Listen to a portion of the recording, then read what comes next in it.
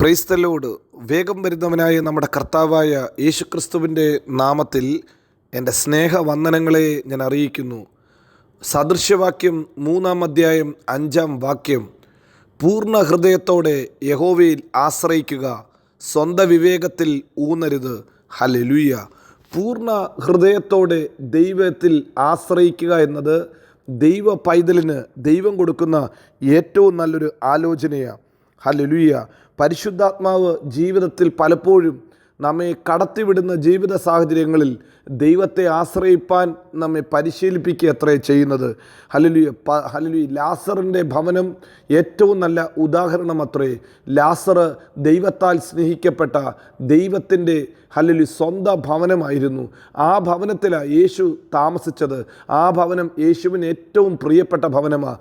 മാർത്തയും മറിയയും യേശു കർത്താവിൻ്റെ നല്ല സുഹൃത്തുക്കളാണ്.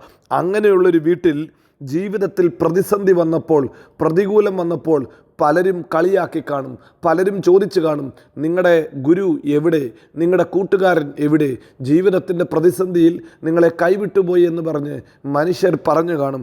എന്നാൽ വേദപുസ്തകത്തിൽ ഹല്ലേലൂയ ഇങ്ങനൊരു വാക്യമുണ്ട്: യേശു ആ വീട്ടിൽ വന്നപ്പോൾ അവർ കൂടുതലായി യേശുവിൽ തൻ്റെ ഹല്ലേലൂയ വിശ്വാസവും പ്രത്യാശയും അർപ്പിച്ചു. ഹല്ലേലൂയ.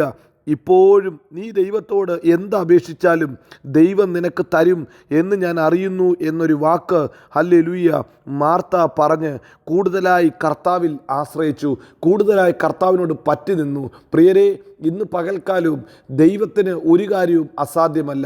ദൈവം സർവശക്തനായ അത്രേ.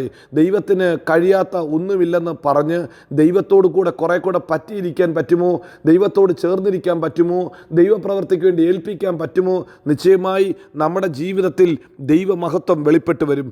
സ്വന്തം വിവേകത്തിൽ ഊന്നാതെ, സ്വന്തം കഴിവിൽ ആശ്രയിക്കാതെ, കഴിഞ്ഞ നാളുകളിലെ പ്രവൃത്തി പരിചയത്തിൽ ആശ്രയിക്കാതെ ദൈവത്തിൽ പൂർണ്ണമായി ഏൽപ്പിച്ചു കൊടുത്താട്ട് ജീവിതത്തിൽ എല്ലാ പ്രതിസന്ധിയിലും ദൈവത്തെ കാത്തിരിക്കുക എന്നത് ഒരു ദൈവ പൈതലിന് ഹല്ലേലൂയ ദൈവം കൊടുത്ത കഴിവാ, ദൈവം കൊടുത്ത കൃപയാ. ഹല്ലേലൂയ. ഇയ്യോബിൻ്റെ പുസ്തകം 13-ാം അധ്യായം അതിൻ്റെ 15-ാം വാക്യത്തിൽ നാം ഇങ്ങനെ വായിക്കുന്നു: അവൻ എന്നെ കൊന്നാലും ഞാൻ അവനെ തന്നെ കാത്തിരിക്കും, ഞാൻ എൻ്റെ നടപ്പ് അവൻ്റെ മുമ്പാകെ തെളിയിക്കും. നോക്കുക, ഇയ്യോബ് വിളിച്ചു പറയുക, ജീവിതത്തിൽ എത്ര പ്രതിസന്ധി വന്നാലും, എത്ര പ്രതികൂലം വന്നാലും ഞാൻ കർത്താവിന് വേണ്ടി കാത്തിരിക്കും, ഞാൻ കർത്താവിന് വേണ്ടി കാത്തിരിക്കും. 19-ാം അധ്യായത്തിൻ്റെ 25-ാം വാക്യത്തിലും ഇയ്യോബ് വിളിച്ചു പറയുന്നു: എന്നെ വീണ്ടെടുക്കുന്നവൻ ജീവിച്ചിരിക്കുന്നു എന്നും ഹല്ലേലൂയ അവൻ ഒടുവിൽ പൊടിമേൽ നിൽക്കുമെന്നും ഞാൻ അറിയുന്നു. എൻ്റെ ത്വക്ക് ഇങ്ങനെ നശിച്ച ശേഷവും ഞാൻ സഹിതനായി ദൈവത്തെ കാണും, ഞാൻ തന്നെ അവനെ കാണും. അന്യനല്ല, എൻ്റെ സ്വന്തം കണ്ണുകൊണ്ട് ഞാൻ എൻ്റെ കർത്താവിനെ കാണും. പ്രിയരെ, ഇതൊരു ഉറപ്പാണ്. ദൈവം തൻ്റെ മക്കൾക്ക് തരുന്ന ഒരു ഉറപ്പത്രേ. ജീവിതത്തിൻ്റെ ഏത് സാഹചര്യത്തിലും ദൈവത്തിൽ ആശ്രയിക്കുക. അല്ലെങ്കിൽ സങ്കീർത്തനക്കാരൻ പറയുന്നു: ജനമേ, എല്ലാ കാലത്തും യഹോവയിൽ ആശ്രയിക്കുക. എപ്പോഴാണ് ദൈവത്തിൽ ആശ്രയിക്കേണ്ടത്? എല്ലാ കാലത്തിലും, ഏതാവശ്യത്തിനും ദൈവത്തെ നാം ഹല്ലേലൂയ ആശ്രയിക്കണം. 37-ാം സങ്കീർത്തനത്തിൽ സങ്കീർത്തനക്കാരൻ തുടരെ പറയുന്നു: യഹോവയിൽ ആശ്രയിക്കുക. 3-ാം വാക്യത്തിൽ നാം വായിക്കുന്നത്: യഹോവയിൽ ആശ്രയിച്ച് നന്മ ചെയ്യുക, ദേശത്ത് പാർത്ത് വിശ്വസ്തത ആചരിക്കുക, യഹോവയിൽ തന്നെ രസിച്ചുകൊള്ളുക, അവൻ നിൻ്റെ ഹൃദയത്തിലെ ആഗ്രഹങ്ങളെ നിനക്ക് തരും. ഹല്ലേലൂയ. പ്രിയരെ, ഇന്ന് പകൽക്കാലവും നമുക്ക് ആശ്രയിപ്പാൻ ഒരു ദൈവമുണ്ട്, നമുക്ക് അടുത്തു വരുവാൻ ഒരു കർത്താവുണ്ട്. ജീവിതത്തിൻ്റെ ഏത് സാഹചര്യത്തിലും നമ്മെ കൈവിടാത്ത ഒരു ദൈവമുണ്ട്. ഹല്ലേലൂയ. അതൊരു ഭാഗ്യാവസ്ഥയാണ്. ഇത് തിരിച്ചറിയുന്നത് ജീവിതത്തിൻ്റെ ഏറ്റവും വലിയ ഭാഗ്യമത്രേ. മാർത്തയും മറിയയും തിരിച്ചറിഞ്ഞു. തങ്ങൾ ഇപ്പോഴും പ്രാർത്ഥിച്ചാലും തങ്ങളുടെ ദൈവത്തിൻ്റെ സന്നിധിയിൽ ഒരു വിഷയമായി ചെന്നാൽ അവൻ അത്ഭുതം ചെയ്യാൻ പറ്റും. അവൻ അത്ഭുതങ്ങളുടെ ദൈവമാണ്. അവൻ ദൈവത്തോട് പ്രാർത്ഥിച്ചാൽ ഒരു അത്ഭുതം ഉണ്ടെന്ന് അവർക്കൊരു ഉറപ്പുണ്ടായിരുന്നു. ആ ഉറപ്പിനെ അവരുടെ വാഗൊണ്ട് അവർ പ്രഖ്യാപിച്ചു. പ്രിയരെ, കർത്താവിൽ ആശ്രയിക്കാൻ പറ്റുന്നത് തന്നെ ഒരു ഭാഗ്യാവസ്ഥയാണ്. യെരമ്യാ പ്രവചനം 17-ാം അധ്യായത്തിൻ്റെ 7-ഉം 8-ഉം വാക്യത്തിൽ അങ്ങനെയുള്ളവരെ ഭാഗ്യവാൻ എന്ന പ്രവാചകനിലൂടെ കർത്താവ് വിളിക്കുന്നത്. ഹല്ലേലൂയ. യഹോവയിൽ ആശ്രയിക്കുകയും യഹോവ തന്നെ ആശ്രയമായിരിക്കുകയും ചെയ്യുന്ന മനുഷ്യൻ ഭാഗ്യവാൻ. ആരാ ഭാഗ്യവൻ? യഹോവ തന്നെ ആശ്രയമായിരിക്കുന്നവൻ ഭാഗ്യവാനാ. അവൻ ഒരു സീസണിലും ഒരു കാലഘട്ടത്തിലും തകരത്തില്ല. ഹല്ലേലൂയ. അവൻ വെള്ളത്തിനരികെ നട്ടിരിക്കുന്നതും ആറ്റരികെ വേരൂന്നിയതുമായ വൃക്ഷം പോലെ ആയിരിക്കും. ഉഷ്ണം തട്ടുമ്പോൾ അത് പേടിക്കുകയില്ല.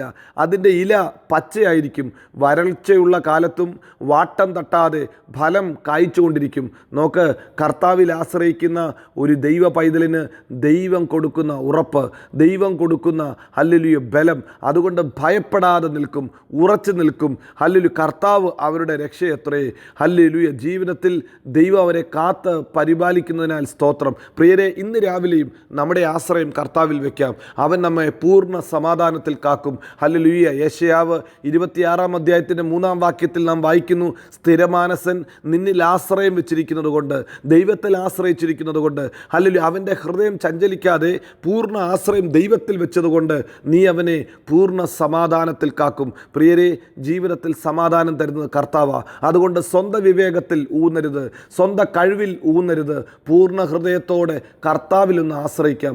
കർത്താവിൻ്റെ കരത്തിലേക്ക് നമുക്കൊന്ന് ഏൽപ്പിച്ചു കൊടുക്കാം. മാർത്തയും മറിയയും കർത്താവിൽ ആശ്രയിച്ചു. ഹല്ലേലൂയ. ദാവീദ് രാജാവ് പറഞ്ഞു, ഞാൻ എല്ലാ കാലത്തും എൻ്റെ കർത്താവിൽ ആശ്രയിക്കും. ഹല്ലേലൂയ. കർത്താവിൽ ഞാൻ പ്രശംസിക്കും. എൻ്റെ ഹൃദയത്തിലെ ആഗ്രഹങ്ങളെ ദൈവം ചെയ്തു തരും. ഹൃദയത്തിലെ ആഗ്രഹം ചെയ്തു തരും. ഹല്ലേലൂയ. ഇതാ മാർത്തയ്ക്കും മറിയയ്ക്കും ഒരു അത്ഭുതം സംഭവിച്ചു. ഹല്ലേലൂയ. ഹൃദയത്തിൻ്റെ ആഗ്രഹം ദാവീദിന് ലഭിച്ചു. യെശയ്യാവ് വിളിച്ചു പറയുന്നു, ഹല്ലേലൂയ, അവൻ പൂർണ്ണ സമാധാനത്തെ തരും. യെരമ്യാവ് വിളിച്ചു പറയുന്നു, അവൻ ഒരു കാലഘട്ടത്തിലും അവൻ വാടിപ്പോകത്തില്ല, വറ്റിപ്പോകത്തില്ല, തകരത്തില്ല, തളരത്തില്ല. ഇന്ന് രാവിലെയും നമുക്കും ആശ്രയിക്കാം. നമ്മെ പരിപാലിക്കുന്ന, നമ്മെ മാനിക്കുന്ന കർത്താവിൽ ആശ്രയിക്കാം. അവൻ വിശ്വസ്തൻ, വാക്കുമാറാത്തവൻ. അവൻ നമ്മെ എല്ലായിടത്തും എല്ലായ്പ്പോഴും ക്രിസ്തുയേശുവിൽ ജയോത്സവമാക്കി നടത്തും. God bless you. Amin, Amin.